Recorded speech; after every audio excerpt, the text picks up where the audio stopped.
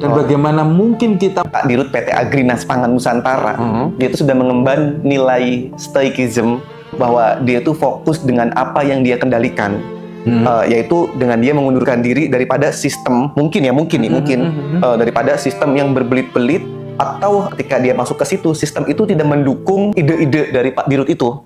Sehingga akhirnya ketika kita mencoba untuk melawan, maka akan berbelit-belit di situ dan akan capek sendiri. Nah, stoicism mengajarkan kita untuk ya sudah, apa yang bisa kamu kerjakan, yang bisa kamu kendalikan, ya kamu keluar dari situ, ya sudah, itu yang bisa kamu lakukan. Terus ya serahkan kepada yang mungkin lebih ahli gitu. melakukan ketahanan pangan sementara beras yang sudah dibeli dari petani itu tidak bisa diedarkan ke masyarakat.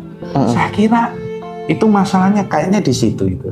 Ketika itu menjadi suatu nilai kebenaran, hatta seluruh dunia itu menentang dia kan gitu, dia akan tetap kayak dakwahnya Nabi itu. Seandainya bulan di tangan kiriku dan matahari di tangan kananku, dan aku disuruh untuk menghentikan seruanku ini, aku tidak akan pernah berhenti. Yang kayak gitu, meskipun dia sendirian, adalah teladan mundurnya Pak Dirut ini menunjukkan moralitas yang tinggi. Bahwa bangsa kita ini masih belum bisa untuk kemudian mencapai tujuan kebaikan bersama.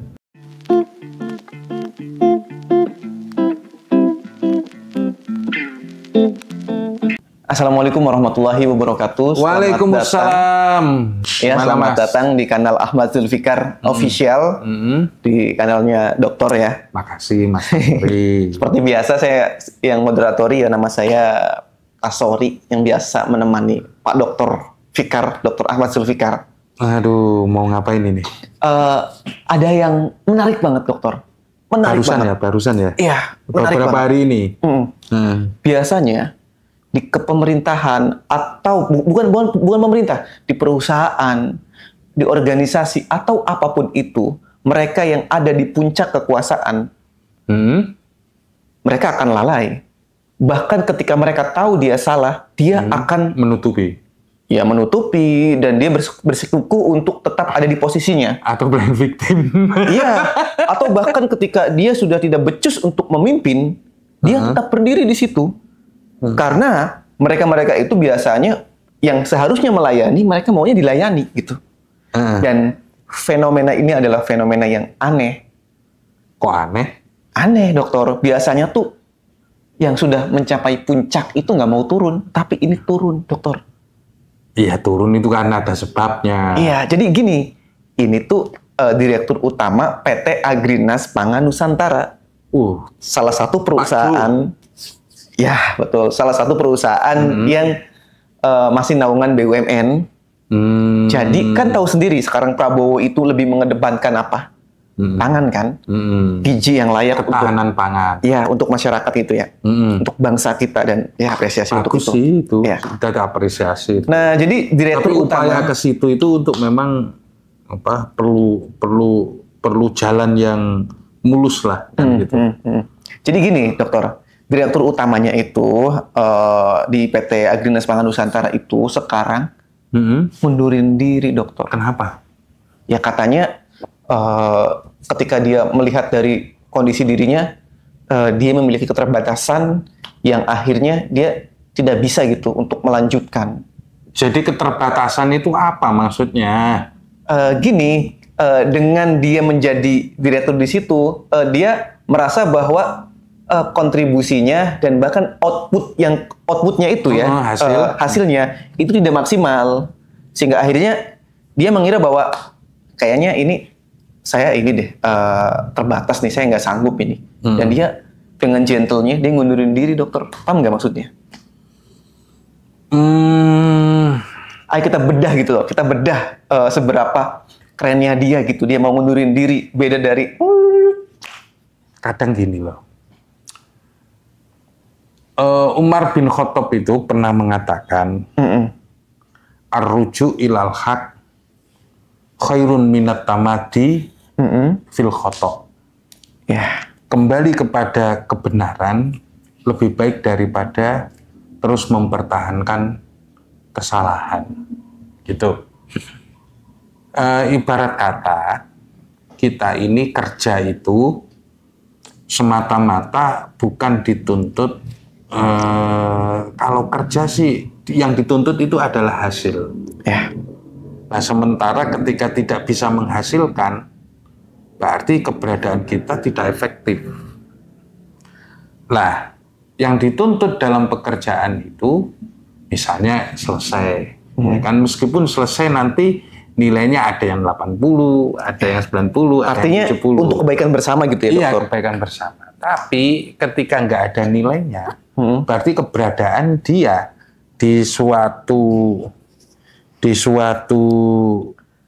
posisi gitu. Ya, di suatu posisi tertentu itu nggak ada gunanya. Ya, nggak ada kontribusi nyata gitu ya. Orang yang sadar akan melihat bahwa ketika ada seorang yang mundur, ketika berbagai upaya telah dilakukan, berarti bahwa dia melihat betapa sulit dan rumitnya, betapa sulit dan banyak tantangannya terkait tugas yang ia emban untuk mengembangkan pangan di Indonesia. Nah, menghadapi hal yang semacam itu, ketika kemudian berhadapan dengan sistem yang ada dan sesuatu yang sudah mendarah daging, itu kan sulit ditembus. Ya, betul. Berkata begini aja lah, kita ini mau memberikan ketertiban bahwa seseorang ini boleh berusaha untuk melakukan dagang di pinggir jalan kaki lima. Tapi tahu nggak siapa yang menguasai pinggir jalan itu? Satpol PP. Nah, bukan hanya Satpol PP, preman-preman, kadang preman. Lah ketika harus menembus preman itu, kita bisa nggak kemudian seperti itu? Jangankan yang pemerintah sendiri, kan gitu kan? Ketika harus berhadapan dengan pemerintah, menghadapi hal-hal yang semacam itu, ini kan akhirnya kesulitan. Ya. Nah, maka ketika kemudian ada bahwa 6 bulan 1 semester ini tidak menghasilkan, maka itu menunjukkan bahwa betapa buruknya wajah negeri kita, gitu. Oke. Itu ya kita harus akui aja lah, bahwa ketika kita misalnya ingin berusaha menghilangkan pungutan liar yang ada pungutan liar yang ada di sekitar kita, bisa apa enggak, kan gitu. Gimana, mohon maaf, yang sudah menjadi rahasia umum, buat KTP, buat apa SIM. Kan SIM kan, kalau SIM sudah ada harganya, gitu kan. Tapi kan yang nggak harus ujian kan juga banyak kan. Gitu. Iya. Nah, hal yang semacam ini begitu menunjukkan bahwa kalau orang tersebut gentleman mundur dari posisinya, justru dia yang jujur bahwa dia mengalami keterbatasan. Dan nggak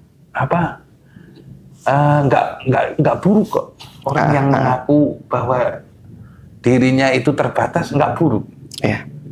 Justru ada orang yang pura-pura ngaku, tapi padahal dia nggak bisa apa-apa, nggak ngakuin bahwa dirinya terbatas.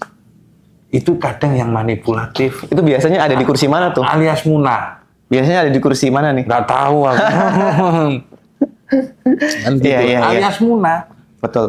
Jadi sih cuma pingin dapat gajinya aja, terus kemudian meskipun kerjanya nggak signifikan, nggak efektif, nggak bisa memberi perubahan. Beda mindsetnya antara pekerja yang berupaya ingin untuk membuat kebaikan, kemajuan, dengan orang yang hanya untuk kerja, untuk dapat gaji lalu pulang. Oke, dokter. Saya tuh jadi yang dibutuhkan orang Indonesia ini yang kayak gini. Nanti setelah misalnya Pak Jo ini mundur dari PT Agrinas, ada lagi kandidat yang kemudian saya harapkan itu lebih kompeten gitu ya. Bukan masalah kompeten, lebih bijak. Bukan, lebih berani. Oke. Lebih berani, misalnya begini loh. Ini kan Menteri Pertanian itu kan bagus kan gitu kan. Siapa sih sekarang?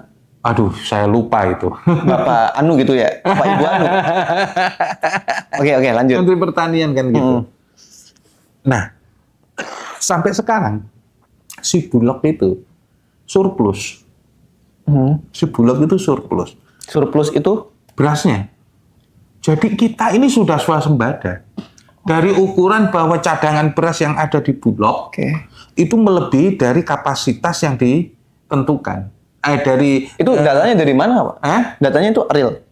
Datanya ada di Departemen Pertanian. Oke. Nah, masalahnya sekarang, kenapa beras yang ada di pasaran itu masih beras dari tengkulak, bukan dari Bulog. Kenapa itu? Badan Usaha Logistik. Kenapa itu ya? Karena ada permainan. Oh, para mafia gitu ya? Ya, pedagang-pedagang ini yang bisa mengantarkan ke Alfamart, yang bisa mengantarkan kemana? Ke Naga, yang bisa mengantarkan ke mana itu nggak nyampe beras mereka. Iya. Sementara jaringan Bulog itu cuma nyimpen saja, nggak pernah ngikut. Nah, itu tuh para pemain itu harus diberantas tuh gimana caranya? Ya, untuk ketahanan pangan agar beras Bulog dibeli oleh para rakyat, yang kita makan juga beras yang bagus, salah satunya ya harus memangkas itu. Tapi untuk beras-beras premium yang lebih tinggi itu kasihkan kepada para pedagang biar nggak mati. Gitu. Nah, pemerintah harus hadir di sini. Maka sekarang kan gitu, beras-beras yang ada itu dikuasai oleh beras Bulog. Mungkin itu nggak belanja ya kali ya, nggak tahu. Taunya beras di warteg aja. Enggak, dokter, saya giling sendiri. Nah, bagaimana untuk distribusi beras saja udah kayak gitu. Padahal kita ini makan beras. Dan bagaimana mungkin kita melakukan ketahanan pangan sementara beras yang sudah dibeli dari petani itu tidak bisa diedarkan ke masyarakat. Saya kira itu masalahnya kayaknya di situ itu. Coba deh itu di Raymond Chen ada itu. Oh, pernah bahas juga Raymond Chen. Pernah bahas masalah. Saya belum nonton sih. Gitu. Jadi itulah yang terjadi. Mengapa kemudian Dirut PT Agrinas ini ketika harus menyelesaikan berbagai agrikultur yang ada di Indonesia untuk memberi ketahanan pangan, termasuk bawang dan sebagainya, agrikultur kan gitu, sebagai badan yang dibentuk oleh usaha negara itu untuk menjamin ketahanan pangan Indonesia, ternyata kemudian harus menghadapi tembok yang sangat kuat. Dari siapa? Dari siapa tuh? Orang kita sendiri. Siapa itu? Ya nggak tahu. Kasih tahu dong namanya. Enggak. Jangan ya. Terlalu banyak. Terlalu beresiko ya kalau kita. Yang jelas jujur itu adalah sesuatu yang patut diapresiasi dari beliau ya. Betul. Jujur ya. Karena jujur. Gini dokter, biasanya nih ya, pemimpin yang ketika dia menjabat terus dari awalnya dia nggak jujur, biasanya tanda-tandanya mungkin dia nggak mau mundur walaupun masyarakatnya itu menuntut untuk mundur. Nah, itu. Karena begini dokter, misalnya kita dari ruang lingkup kepala desa, saat mereka mau jadi atau mencalonkan sebagai kepala desa, dia itu ya bagi-bagi duit, sembako segala macam, serangan pajak dan lain-lain gitu ya. Dan dia juga meminta tolong kepada kerabatnya untuk ayolah suntik dana, nanti kalau misalkan aku jadi, kamu bakal jadi ini ya, kamu jadi ini, jadi A, B, C, pokoknya ada di wilayah pemerintahan desa gitu ya. Nah, artinya apa? Dari awal dia nggak jujur gitu ya. Dan ketika dia nggak jujur, secara otomatis dia harus mengembalikan dana modal ya kan, mengembalikan modal yang telah dia dapati gitu ya. Sehingga akhirnya walaupun kepemimpinannya jelek, ya sebelum balik modal ngapain saya harus mundur gitu ya. Bahkan kalau bisa sih part 2 lanjut menjabat kedua kalinya gitu. Enggak, ya kayak gitu itu sama lah dengan caleg kan gitu. Iya. Sama. Ya kayak misalnya pengen jadi dirut utama gitu ya, direktur utama gitu. Oh enggak, kalau untuk jabatan struktural seperti itu biasanya kompensasi. Oh, sesuai dengan ini pakarnya apa gitu. Pakarnya apa. Oke, gitu. masuk. Tapi kan tetap di situ ada politik, dokter. Enggak, kemampuan manajerial. Iya, tapi kan tetap ada politik di situ kan, untuk memilih itu kan kamu punya koneksi kemana-kemana, nah apakah kamu dapat gitu? Kemampuan manajerial. Jadi ini kan kerja ini untuk mencapai suatu tujuan, itu nggak bisa dilakukan sendiri, Mas. Iya, tim. Kita butuh, misalnya kita YouTube ini, saya butuh master sendiri. Iya, gitu. Saya juga butuh kamera. Iya, gitu. Ya maksudnya gitu. Iya, betul. Jadi ketika kemudian orang itu mampu, terus kemudian kita punya tujuan yang sama, itu baru ketemu. Ya. Sementara yang dihadapi sekarang ini, tujuannya itu aja nggak sama. Satu ingin kepentingannya sendiri, satu ingin kepentingan terhadap orang banyak. Nah yang kayak gitu-gitu itu gimana coba? Nah ini akan jadi hambatan. Ketika hambatan itu tidak bisa dirintangi, sementara dia di-challenge misalnya dalam satu semester harus menghasilkan ini, ya dia mundur kan? Nggak masalah kayak gitu, mengakui kekalahan. Lihat aja nanti dia diambil oleh perusahaan swasta misalnya. Justru kemudian ketika di swasta dia lebih berkembang dan lebih fight gitu loh. Karena apa? Karena dia bisa bebas. Karena nggak mengalami intimidasi, nggak mengalami apa kan gitu. Itu saja. Betul. Gitu. Jadi saya tuh kalau melihat dari ini ya, dari Pak Dirut PT Agrinas Pangan Nusantara, dia itu sudah mengemban nilai stoikism, bahwa dia tuh fokus dengan apa yang dia kendalikan, yaitu dengan dia mengundurkan diri daripada sistem daripada sistem yang berbelit-belit, atau ketika dia masuk ke situ, sistem itu tidak mendukung ide-ide dari Pak Dirut itu. Sehingga akhirnya ketika kita mencoba untuk melawan, maka akan berbelit-belit di situ dan akan capek sendiri. Nah, stoikism mengajarkan kita untuk ya sudah, apa yang bisa kamu kerjakan, yang bisa kamu kendalikan, ya kamu keluar dari situ. Ya sudah, itu yang bisa kamu lakukan. Terus ya serahkan kepada yang mungkin lebih ahli gitu.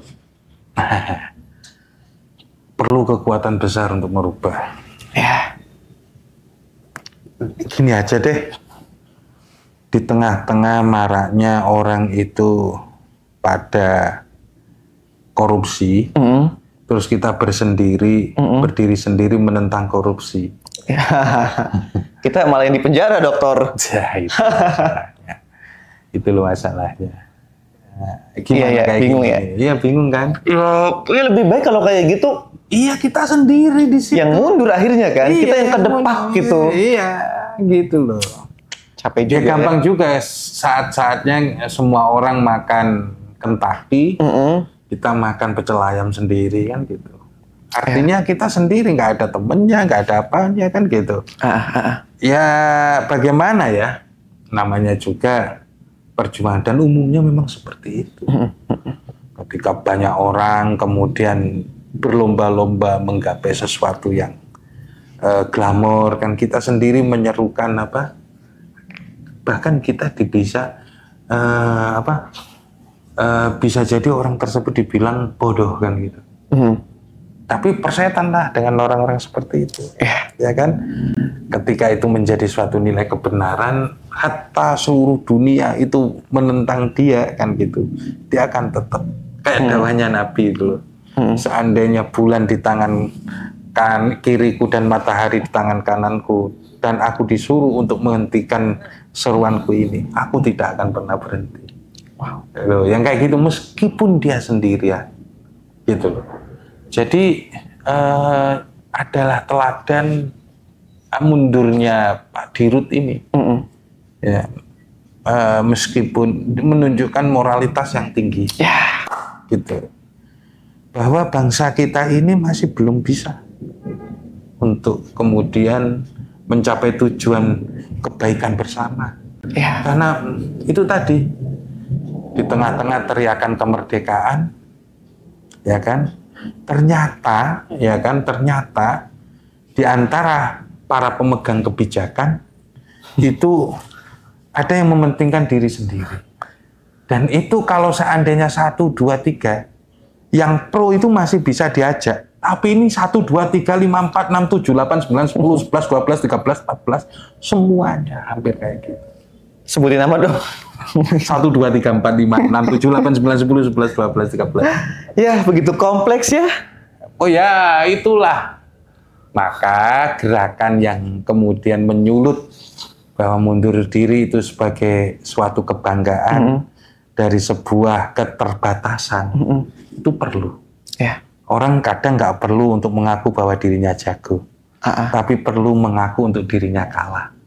Kadang kita ini banyak hal yang tidak bisa kita lakukan karena manusia adalah orang yang terbatas. Gila. Meskipun kadang terhadap anak sendiri. Gila. Yang paling jelas itu gini aja, kita mau minta maaf gak sama anak kita. Kadang ada beberapa hal yang kita lupa. Ya kan? Kita lupa, kita nggak sadar. Kita hanya sekedar hidup di dunia kita sendiri. Bahwa lupa kita punya anak. Wow. Keren itu. Bahwa kita lupa ada orang lain yang belum sadar kan gitu. Sehingga kemudian tujuan kita itu yang seharusnya mendapatkan izin dari dia demi kelancaran bangsa Indonesia, ternyata dihalang-halangi karena bertabrakan dengan kepentingan. Wow. Gitu. Wow. Ini daging banget, dokter, serius. Iya. Nggak harus nyebut nama kan gitu. Iya. Banyak hal yang terjadi di antara kita. Baca. Oke, dokter. Ini episode kali ini tuh daging banget, serius, dokter. Ya, kita Keren. cuma bisa berharap ya. Ada lebih baik, ada yang lebih baik. Karena satu-satunya yang bisa membuat kita hidup itu adalah harapan. Iya. Itu. Oke. Kalau sudah nggak ada harapan, mendingan mati aja lah. Oke, dokter. Terima kasih banyak ya. Oke, Mas Sama. Buat teman-teman, mungkin di episode kali ini saya memohon dengan sangat untuk subscribe. Karena subscribe itu gratis. Teruslah berusaha. Merdeka. Dan jangan malu untuk mengakui kelemahan diri kita. Oke, dokter. Terima kasih banyak teman-teman semuanya. Assalamualaikum. Waalaikumsalam. Assalamualaikum warahmatullahi wabarakatuh. Merdeka. Ciu.